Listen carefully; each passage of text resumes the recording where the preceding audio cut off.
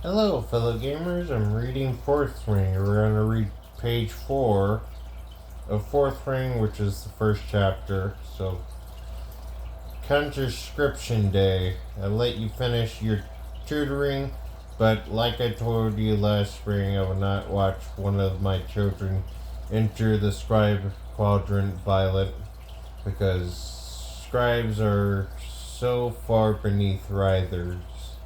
I grumble, knowing perfectly well that writers are the top of the social and military hierarchy, and it helps that they're bonded. Dragons roast people for fun. Yes, her customary composure slipped, and if you dare walk into the tunnel towards the scribe quadrant today, I will rip you out of by that ridiculous braid and put you in parapet myself. My stomach turns over. Dad wouldn't want this, Meyer argues, coloring flushing up her neck. I love your father, but he's dead, Mom say as if giving the weather report. I doubt he wants much these days.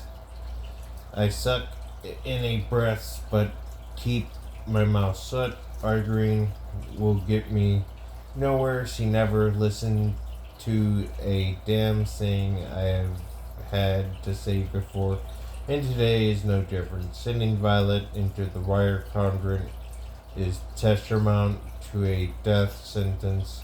Guess Myra isn't done arguing. Myra never done arguing with Mom, and the frustrating thing about it is that Mom has always restricted for it. Double standard for the win. She's not strong enough, Mom. She's already broken her arm this year. She sprains some joint every other week, and she's not tall enough to mount any dragon big enough to keep her alive in a battle. Seriously, Maya?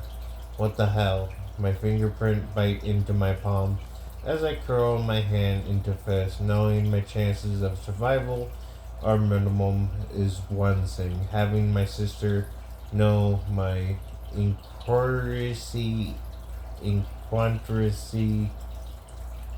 man, I suck at reading. In my face is another. Are you calling me weak? No, Myra squeezed my hand. Just fragile. That's not any better. Dragons don't bond with fragile women. They incinerate them. So, see small.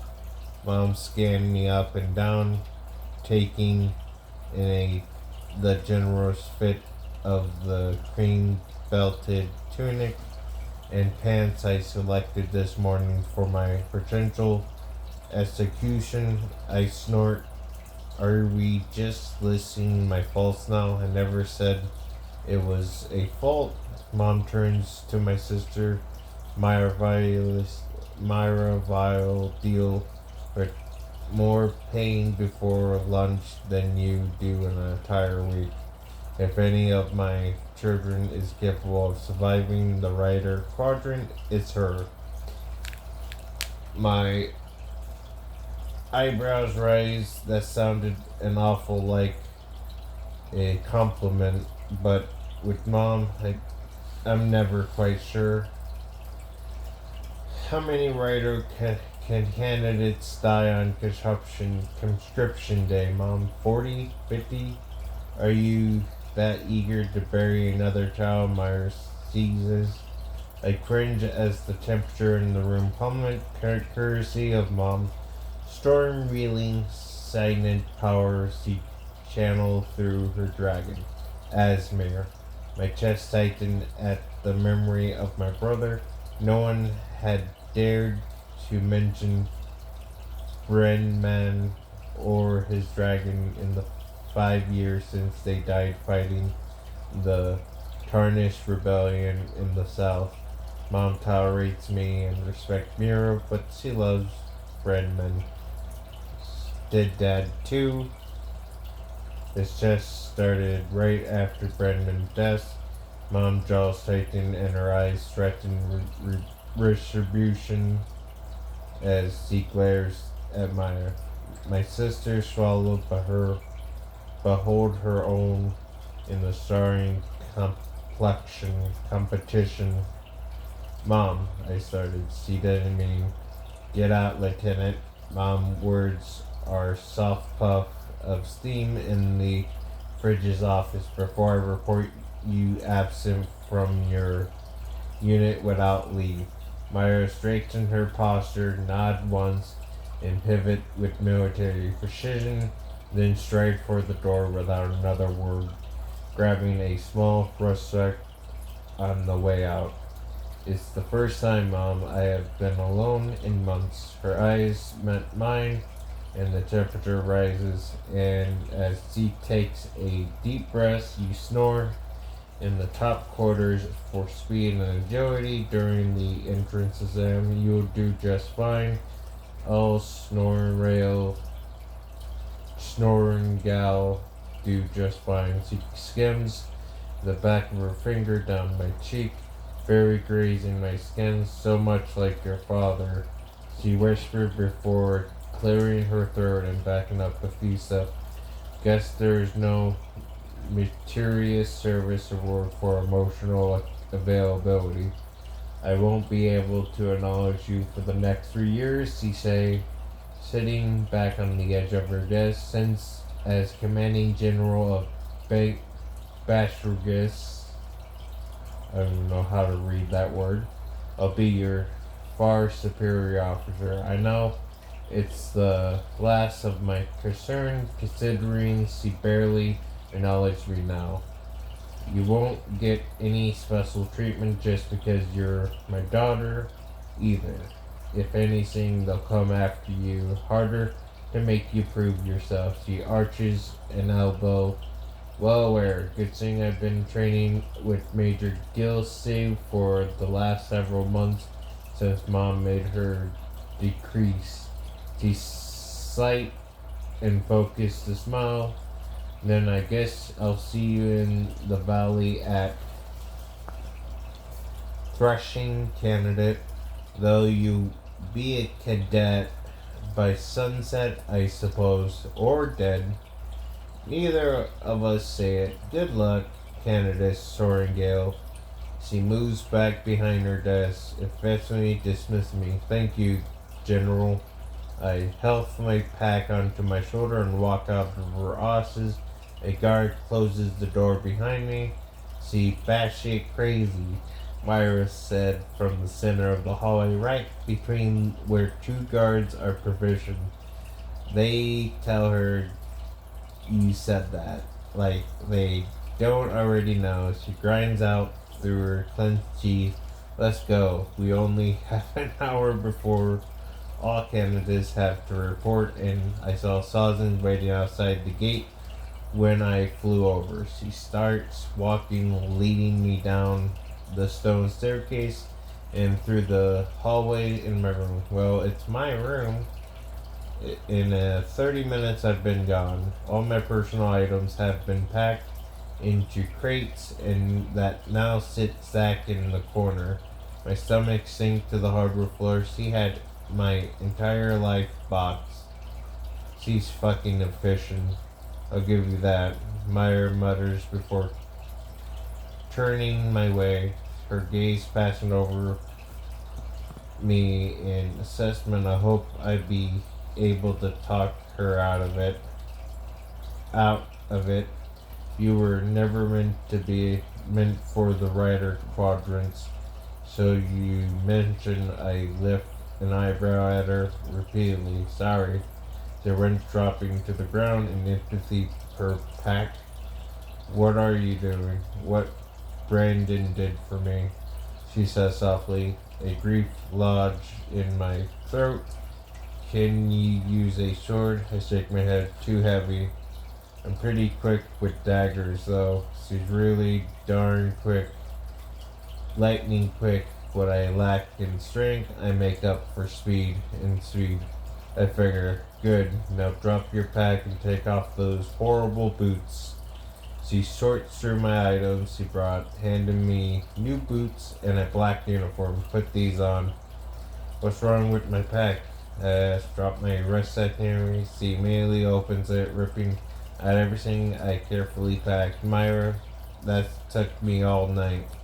You're carrying way too much. Your boots are in death trap. You step right off the parapet with those smooth soles. I had a set of rubber bottom rider boots made for you just in case. This, my dear Violet, is the worst case. Books start flying, landing in the crate. Hey, I can only take what I can carry, and what I want those. I lugged for the next book before she changed to toss it, barely managing to save my favorite collection of dark fables. That's weird. Don't even know what that is. Are you willing to die for it? She asks, her eyes turning hard. I carry it. This is all wrong. I suppose to be dedicating my life to books, not throwing them in the corner to lighten my rucksack. No, you can't. You barely thrice the weight of the pack. The parapet is roughly 18 inches wide, 200 feet above ground. And last time I looked, those were rain crowd moving in. They're not going to give you a main delay just because the bridge might get a little slick, sirs. You fail, you die. Now, are you going to listen to me? Or are you going to join the other dead candidates at tomorrow morning roll call? There's no trace of my older sister in the rider before me. This woman is skewed, turning, and tough cruel. This is the woman who survived all 3 years with only one scar, the one her own dragon gave her during the stress ring, because that's all you be. Another tombstone, another name scorched in stone. Ditch the books. Dad gave this one to me, I murmured, pressing the book against my chest. Maybe it's childish, just a collection of stories that warn us against the lure of magic, even demonizing dragons. But it's all I have left. She sighed. Is that old book of folklore about dark wheeling vermins and their raven? Haven't you read it 1,000 times already? Probably more, I admit. And they're fern, not vermin. Dad and his etology, she said, just don't try to channel power without being a bonded rider, and red-eye monster won't hide under your bed, waiting to snatch you away. They're two-legged dragons to join, and hands it to me. Ditch the book. Dad can't save you. He tried. I tried. Decades. Decide, Lila. Are you going to die or scribe? Or live as a writer? I glanced down at the book in my arms and made my choice. You're a pain in the ass. I put Fable in the corner to keep the other tomb in my hand as I faced my sister. A pain in the ass who's going to keep you alive. What that one for? She challenges killing people. I hand it back to her. A slow smile spread across her face. Good, you can keep that one. So yeah, at page 8, I'm gonna take a break, but pretty much I'm gonna read it tomorrow. But yeah, I don't know why people were interested. I don't know why. But yeah, that's pretty much it for today. So that's about it for reading. I hope you understand. I'm gonna keep my book on the window shelf because it's closed already. But yeah, it's an alright book, but I wouldn't say it's great. I'm still trying to read through chapter 1, and I just got bored of it. So yeah, I'm gonna go to bed.